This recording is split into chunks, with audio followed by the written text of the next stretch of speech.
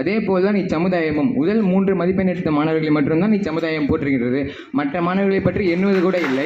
ஆனால் வீட்டுச் சூழல் அப்படியா கிடையாது. தன் மகன் முதல் மதிப்பெண் எடுத்தாலும் சரி, கடைசி மதிப்பெண் எடுத்தாலும் சரி, தன் முழு உழைப்பினால் அவர்களை மேல் படிப்பு படிக்க வைக்கின்றனர். அதே தோழி கூறினர், இவ்விடத்தில் நீங்கள் பேசுகின்றீர்கள் என்றால் அதற்கு காரணம் யார்? உங்கள் வீட்டுச் சூழலா என்ன? உங்கள் சமுதாய சூழல் தானே என்று கூறினர். நடுவர் அவர்களே, அவர்கள் மூச்சுக்கு 300 வாட்டி சொன்னாங்க. மகாகவியை எடுத்துக்காட்டாக எடுத்துக்கொள்வோம், மகாகவி எடுத்துக்காட்டாக. அதே மகாகவியை நாமும் எடுத்துக்காட்டாக எடுத்துக்கொள்வோம். அவர்கள் என்ன கூறியுள்ளார்? தாய் என்பவர் அன்பை ஊட்டுவார், தந்தை என்பவர் அறிவை ஊட்டுவார். சிறந்த அறிவையுடைய ஆசனை நம் வீட்டில் வைத்துக்கொள். எதற்கு நாம் சமுதாயத்தில்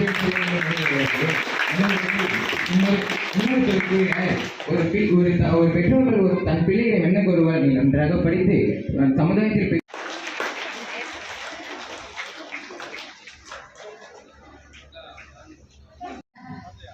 பாராட்டுவோமா? ஸோ ஃபர்ஸ்ட் சமூக சூழலா அப்படின்னு பேசினவங்க எது செய்யணும்? ஓகே, அவங்க வாங்க.